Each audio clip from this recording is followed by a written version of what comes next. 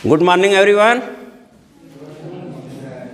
तो आज से हम लोग वेक्टर एनालिसिस शुरू कर रहे हैं और वेक्टर एनालिसिस में दो शाखाएं होती हैं, vector algebra and vector calculus. Vector algebra यानी सदिश बीजगणित और सदिश कलन। तो ये तुम लोग लिख लो बेटा, वेक्टर एनालिसिस।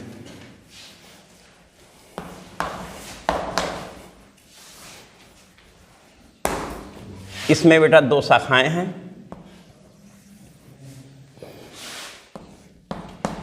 नंबर एक है वेक्टर अलजेब्रा,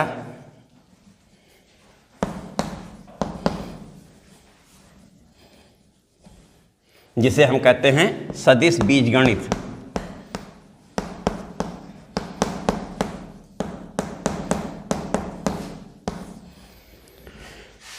और नंबर टू है वेक्टर कैलकुलस।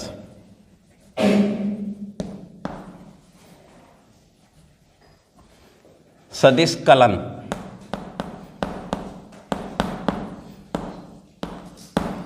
इसकी भी हिंदी है बेटा सदिश विश्लेषण।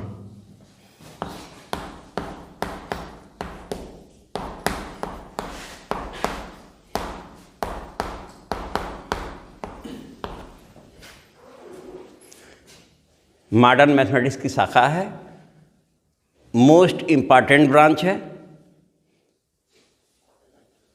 सबसे ज़्यादा इसका यूज फिजिक्स में, टेक्नोलॉजी में यूज हो रहा है। जितने भी ज्यामिति हैं उनके जो हम प्रूफ देते हैं वे सारे प्रूफ हम वेक्टर से भी दे सकते हैं। साथ ही साथ 3D जब हम आगे पढ़ेंगे तो 3D कंप्लीट वेक्टर से ही पढ़ा जाता है। तो इसलिए वेक्टर बेटा मोस्ट इंपॉर्टेंट ब्रांच है, इसे बारीकी से अध्ययन करते हुए चलोगे तो इतना बेटा ये नोट हो गया होगा। इसमें सदिश बीजगणित, बीजगणित कहते ही दिमाग में आता है एडिशन, सब्सट्रैक्शन, मल्टीप्लिकेशन। इसका मतलब एडिशन ऑफ वेक्टर होगा, सब्सट्रैक्शन ऑफ वेक्टर होगा एंड मल्टीप्लिकेशन। और कलन कहते ही डिफरेंशियल और इंटीग्रल शब्द आ जाता है। तो यहाँ डिफरेंशिएशन ऑफ वेक्टर होगा और इंटीग्रेशन ऑफ वेक्टर होगा। और उसी में हम लोग फिर gradient, divergence, curl, green theorem, Stokes theorem, ये सब चीज़ें पढ़ी जाएंगी। तो सबसे पहले हम लोग बेटा स्टार्ट लेने जा रहे हैं वेक्टर अलजेब्रा।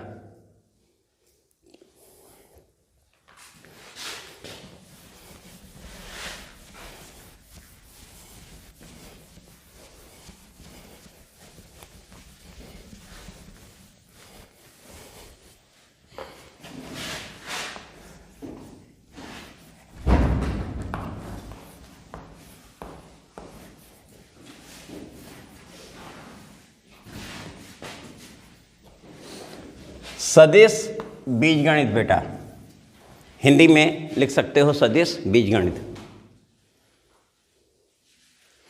इसमें तुम्हें वेक्टर क्वांटिटी क्या होती हैं, स्केलर क्वांटिटी क्या होती हैं, ये सब मालूम है। और तुम लोगों ने इससे पहले कल इस पर डिस्कशन हुआ था, पूरा जवाब भी दिया था।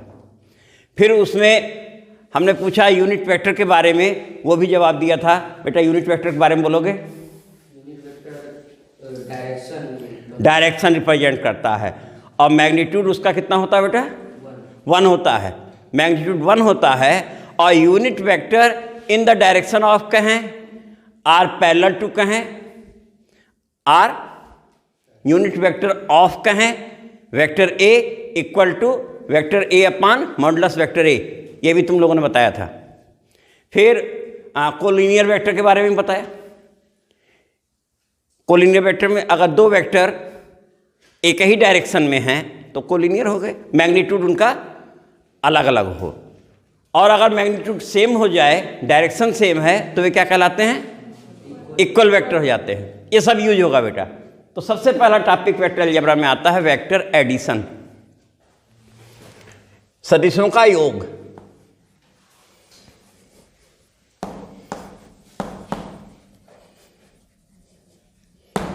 हिंदी में बेटा लिखना सदिशों का योग।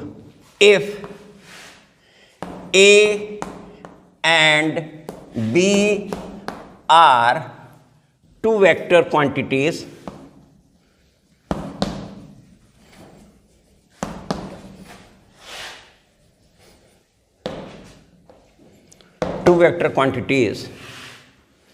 then their addition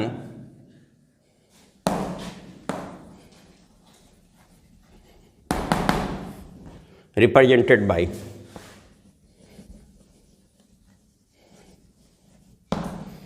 यदि a और b दो सदिश राशियां हैं तो उनका योग निम्न प्रकार से निरूपित करते हैं। तो अब यहाँ पे हमने कह दिया कि एक वेक्टर a है, उसे हमने ये कह दिया कि ये वेक्टर हमारा कितना है बेटा, a है,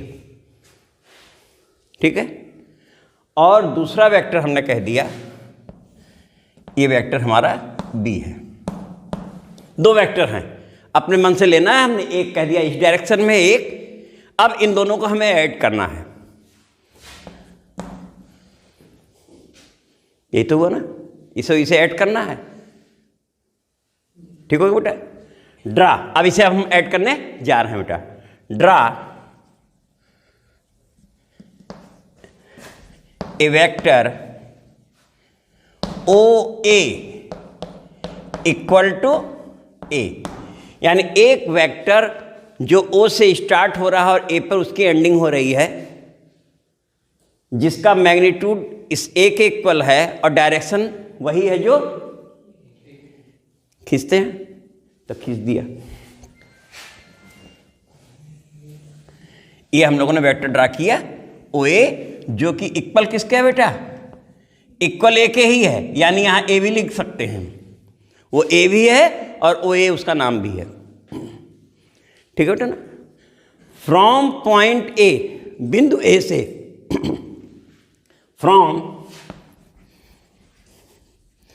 पॉइंट ए, बिंदु ए से वी ड्रा अनदर वेक्टर, हम दूसरा सदिश खींचते हैं। वी ड्रा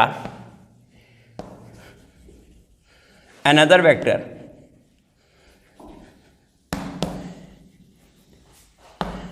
ए बी, दूसरा सदिश ए बी खींचते हैं, ए बी। अब जो बिंदु ए है जहां पे उसकी एंडिंग हुई है, वहीं से हमने दूसरा वेक्टर स्टार्ट लिया और उसका नाम क्या दिया, ए बी। अब ए बी का जो परिमाण है वो तो बी के बराबर ही होगा और दिशा भी वही होगी जो बी की है। अब तुम देखो यहां से,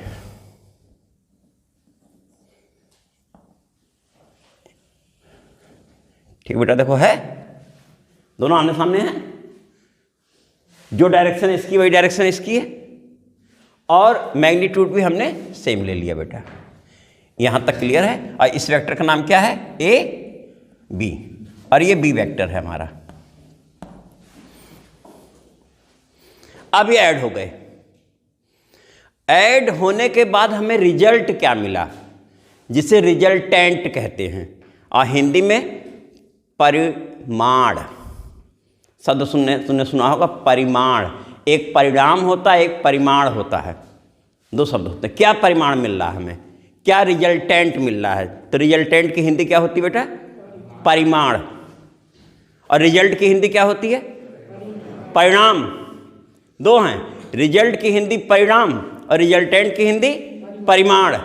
तो अब यहाँ पर जब ये हमें दो वेक्टर ऐड होते हुए दिख गए तो रिजल्ट क्या मिल रहा है, तो तुम देखो ओ से ए गए और ए से फाइनली हम पहुंचे कहाँ हैं, ओ से बी ना, ठीक है ना। सड़क बनाने में बाईपास यूज होता है ना, सड़क जा रही, बाईपास बना दिया गया, यानी उसी स्थान पे जाने के कई रास्ते हो सकते हैं। एक स्थान पे जाने के जो कई रास्ते होते हैं जो वहीं पहुंचा रहे हैं, उसी में कोई शॉर्टकट भी होगा, कोई लॉन्ग कट भी होगा।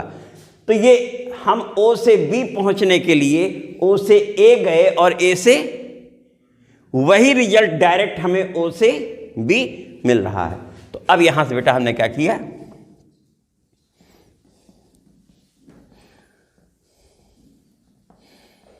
इसे मिला दिया। तुम लोग मिला लो कॉपी में बेटा, ये हमें रिजल्टेंट मिला बेटा। तो रिजल्टेंट क्या है?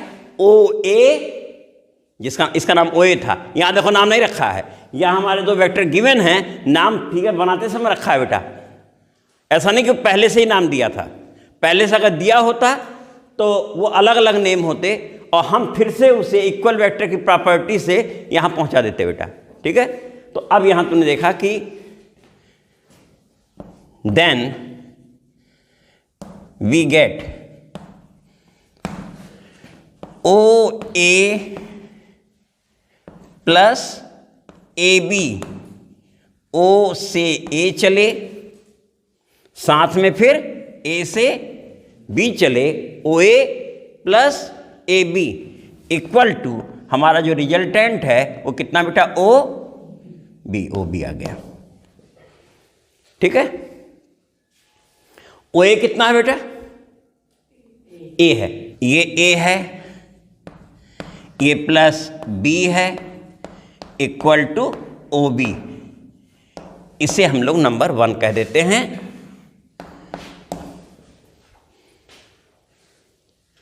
और ये जो नियम है, जिस नियम से इसे हम लोग ऐड किए हैं या जिस नियम से ये रिजल्टेंट बोला गया है, इसे हम बोलते हैं ट्रायंगुलर लॉ ऑफ एडिशन, सदस्यों के योग का त्रिभुज नियम। तो नीचे लिख जाओ, the above law be known as, the above law be known as triangular law of addition of vector quantity। उपर्युक्त नियम सदिशों के योग का त्रिभुज नियम कहलाता है। दोनों बेटा बोलते चलेंगे, हिंदी में भी इंग्लिश में भी, और जिससे कि पूर्ण रूप में समझ में आता रहे बेटा।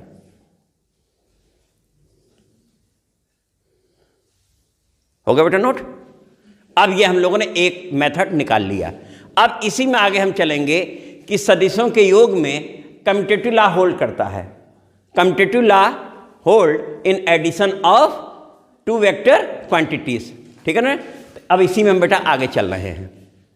तो इतना अगर नोट हो गया हो तो मिटाओ फिर।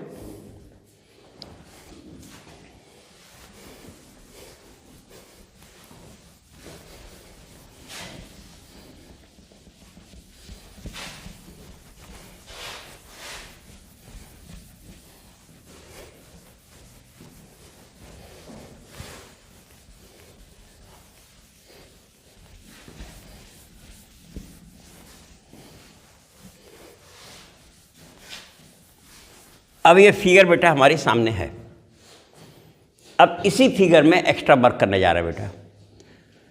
तुम्हें मालूम है कि इक्वल डायरेक्शन इक्वल हो और मैग्नीट्यूड इक्वल हो तो दो वेक्टर इक्वल बोले जाते हैं। वे कहीं भी हो सकते हैं, केवल उनकी डायरेक्शन और मैग्नीट्यूड इक्वल हो तो उन्हें इक्वल कह सकते हैं। तो अब देखो बेटा, इस पॉइंट O से further we draw,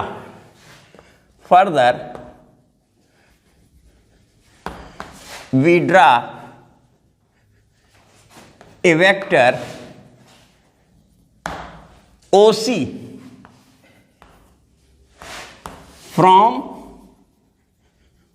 O which is equal to vector B, है ना, which is equal to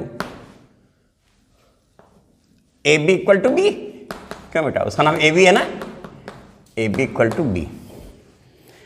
अब इस ए बी जिसका मैग्नीट्यूड बी है, वेक्टर निशान हटा दें, उसके इक्वल और उसी की डायरेक्शन में हम वेक्टर ड्रा करने जा रहे हैं। तो इस प्लेस से बेटा हमने वेक्टर ड्रॉ किया और उसका नाम क्या है बेटा? ओ सी। तो यानी उसका स्टार्टिंग पॉइंट O है और एंडिंग पॉइंट कितना बेटा? C है, OC। इतना बन गया बेटा। और ये किसके इक्वल है? B के इक्वल है, ड्रा किया हमने, इतना बन गया। अब ज्योमेट्री में तुमने पढ़ रखा है कि अगर दो वेक्टर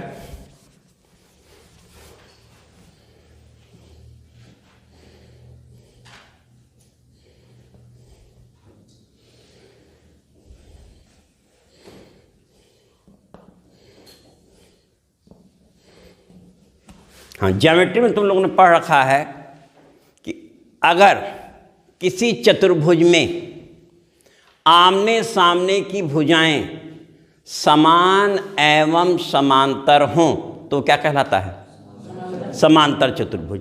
अब तुम देखो बेटा, ये भुजाएं आमने सामने की हैं जो कि इक्वल मैग्नीट्यूड यानी समान लंबाई की हैं और एक ही दिशा यानी समांतर हैं। इसका मतलब अगर हम C से B को मिलाएंगे तो ये क्या बन के तैयार होगा? समांतर चतुर्भुज। वी मीट या joining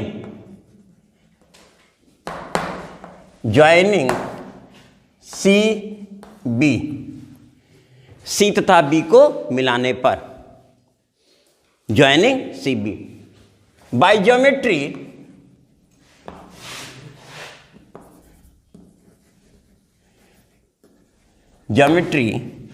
O A B C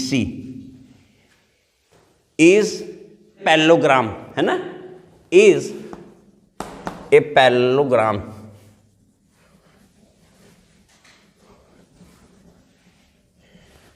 हाँ बेटा, इसे हिंदी में बोल देते हैं। पुनः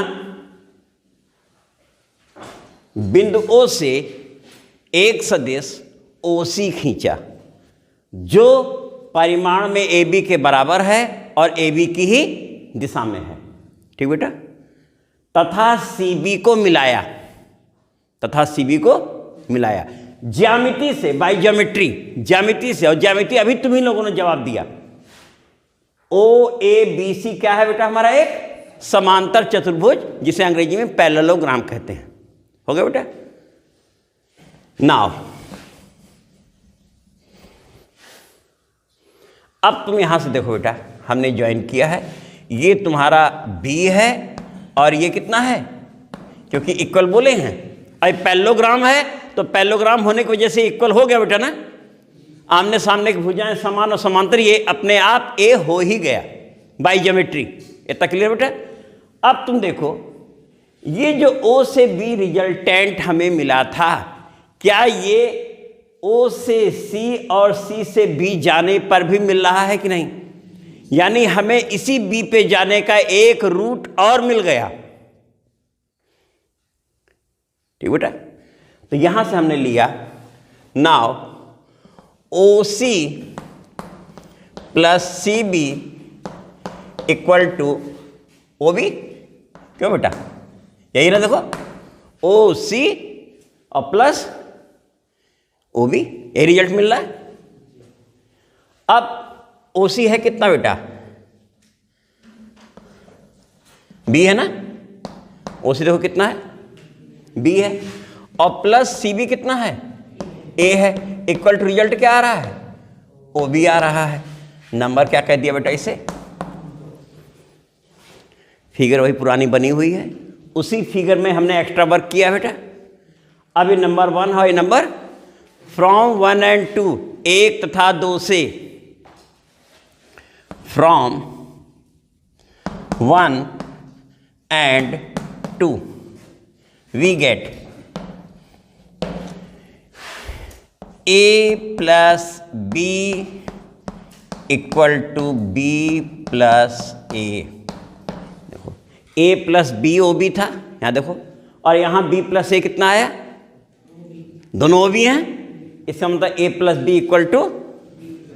अतः सदिशों के योग में क्रम विनिमय नियम का पालन होता है। Thus commutative law holds in addition of two vector quantities. Thus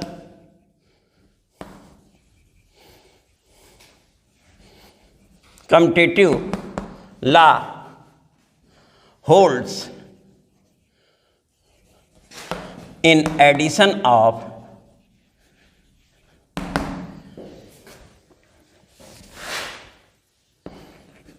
two vector quantities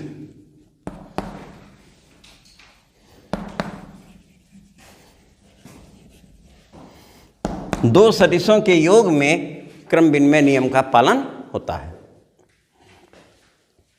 ये भी बेटा हम लोगों का हो गया।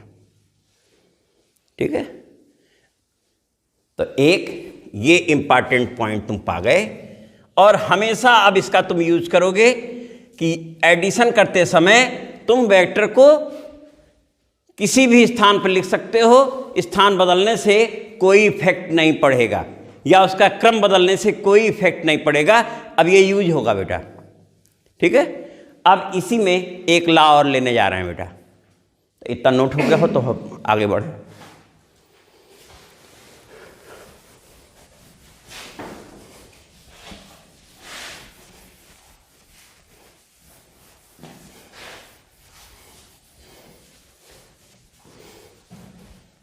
तो ये जो हम लोग बेटा अभी निकाले हैं, इसे क्या बोल देते हैं? नंबर थर्ड बोल दें। कम्यूटेटिव आ गया।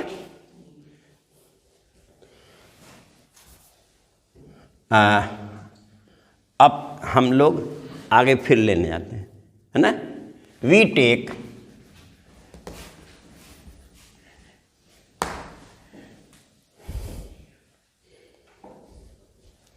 फ्रॉम वन कर दो बेटा। फ्रॉम वन वी टेक, एक से लेने जा रहे हैं। ये देखो बेटा कितना है, O B equal to A plus B. बेटा देख लो, यही है। नंबर वन में हमारा जो ओ बी है, रिजल्टेंट है, वो ए प्लस बी है।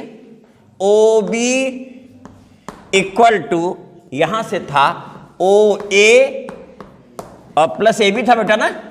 लो, जब नंबर वन बोले हैं फ्रॉम वन वी टेक, ठीक है, ले लिया।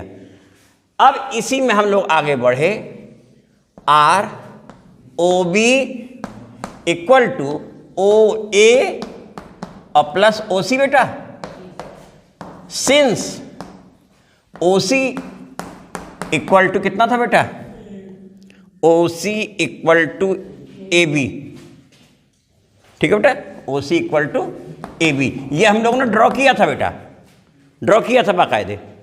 तो अब तुम देखो ये इसके इक्वल आ गया। ठीक है, अब ये जो तुम्हारा रिजल्ट आया है, जो भी रिजल्ट ये आया है, ये parallelogram law of vector addition है। तो लिखना इसमें, द